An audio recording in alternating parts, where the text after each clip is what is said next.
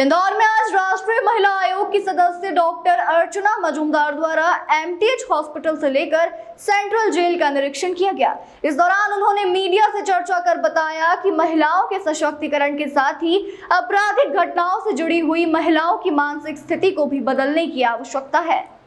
मध्य प्रदेश के इंदौर में आज राष्ट्रीय महिला आयोग के सदस्य डॉक्टर अर्चना मजूमदार द्वारा सेंट्रल जेल का निरीक्षण किया गया। इस दौरान उन्होंने मीडिया से चर्चा कर बताया कि लालच और अन्य कारणों के कारण कुछ महिलाएं आपराधिक घटनाओं से जुड़ गई है या फिर उनके पीछे कोई गिरोह काम कर रहा है। सरकार और न्यायपालिका इस ओर काम कर रही है, लेकिन हमें और समाज को एक साथ मिलकर महिला सशक्तिकरण के लिए काम करने की आवश्यकता है। हम देख रहे हैं कि मानसिकता के बदलाव के कारण ही तमाम तरह के अपराध घटित हो रहे हैं और उन्हें रोकने की आवश्यकता है।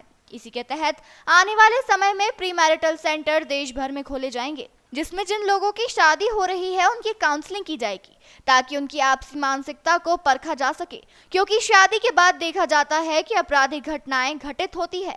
यदि सोच और समझ एक जैसी नहीं होती है तो यह इस तरह के अपराध देखे जा सकते हैं और महिला आयोग इसके लिए कई तरह के कदम उठा रही है।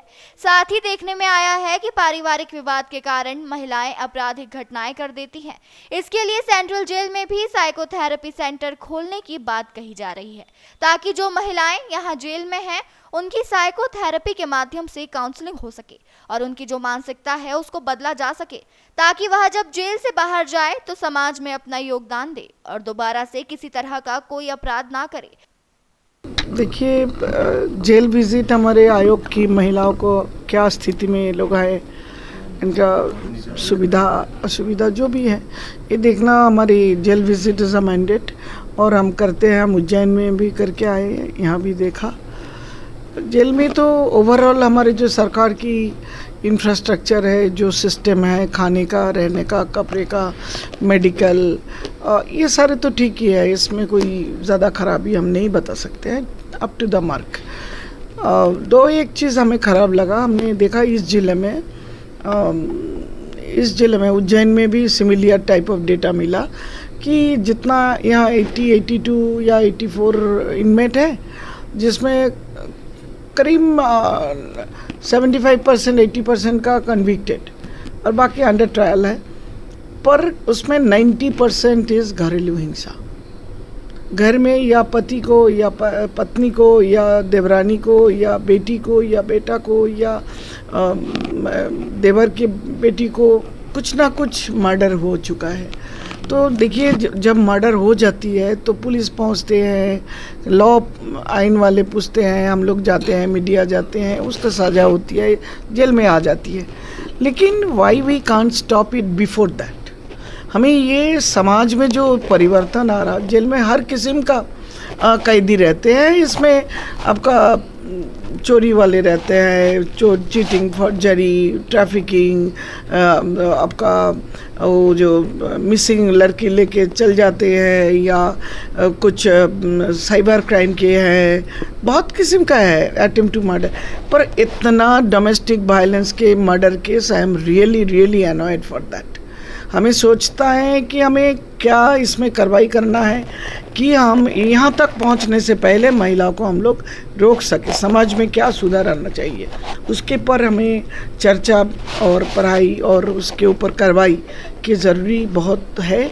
इस जिले में बहुत ज़्यादा है। महिलाओं को लेकर जो है खुले मन से चर्चा करने की आवश्यकता है, कितना मानते हैं आप? क्योंकि जिस तरीके से घरेलू हिंसा की आपने बात की है तो खुले मंच पे इस पर बात होना चाहिए। नहीं, यही बात हमने पहले भी बताया कि हमारी उज्जैन में भी और इंदौर में भी हमारी राष्ट्रीय महिला आयोग के ओर से हम सारे भारत के सारे देश में हम लोग प्री मैरिटल काउंसलिंग एक सेंटर खोलने का हम लोग ट्राई किए। उसमें हम लोग जो शादी होने वाला है, कार्ड छपे या रजिस्ट्रेशन हुआ या घर से ठीक किए, उन कापिलों के हम लोग लाके एक काउंसलिंग कराता है, 10 सीटिंग, 20 सीटिंग, 30 सीटिंग, इस हिसाब से कि एक दूसरे से कॉम्पेटिबल है कि नहीं है। हो सके कि बहुत लिखे पढ़े हैं, बहुत पैसा वाले हैं, बहुत कुछ है, लेकिन वो एक दूसरे से मिलता पड़ता कि नहीं है, मानसिकता का मेल है कि नहीं, सोच के मेल है कि नहीं है, एक दूसरे को बर्दाश्त करने का वो कैपेबिलिटी है कि नहीं है। नहीं तो शादी के 1-2 साल बाद फिर वही होगा जो हम देख रहे हैं। तो ये हम कोई नहीं सोचता है, लेकिन हो रहा है। हम कोई नहीं चाहते कि शादी के बाद कोई मर्डर करे या जेल में रहे, लेकिन हो रहा है। इसको रोकाना हमारे सामाजिक रूप से सबका रिस्पॉन्सिबिलिटी है, सबको आगे आना है और इसके लिए जो जो करना आयोग करेगा। महिलाओं से भी मिले थे तो क्या कुछ बात रखी, किस तरह की क्या कर जी, कई महिला तो जो 2-4 मिला है चीटिंग का या ट्रैफिकिंग का, ये सारे पैसा के अभाव से, मतलब लालच से, साइबर क्राइम के एक लड़की मिली जो 2.5 करोड़ के लगभग पैसा फर्ज किया है, फ्रॉड किए, और she is hardly 20 years old. तो इतना हिम्मत कहाँ से आ रहा है? ये उसके साथ होगा कि एक टीम है, ये है, लेकिन ये जो है इसको इमीडिएट कार्रवाई, इमीडिएटली उसको पकड़ना, उसका टीम को पकड़ना, और इससे सरकार को होशियार रहना कि ऐसा हो ना सके, ये भी बहुत ज़रूरी है। क्राइम की तरह एक इंक्लिनेशन, मतलब क्राइम कर लेंगे जल्दी से हम बड़े आदमी बन जाएंगे, पैसा वाले बन जाएंगे, या इसको हटा देंगे तो हम चैन से रहेंगे, ये जो सोच मन में आया ना इंस्टेंट, इसी से क्राइम ज़्यादा हो रहा।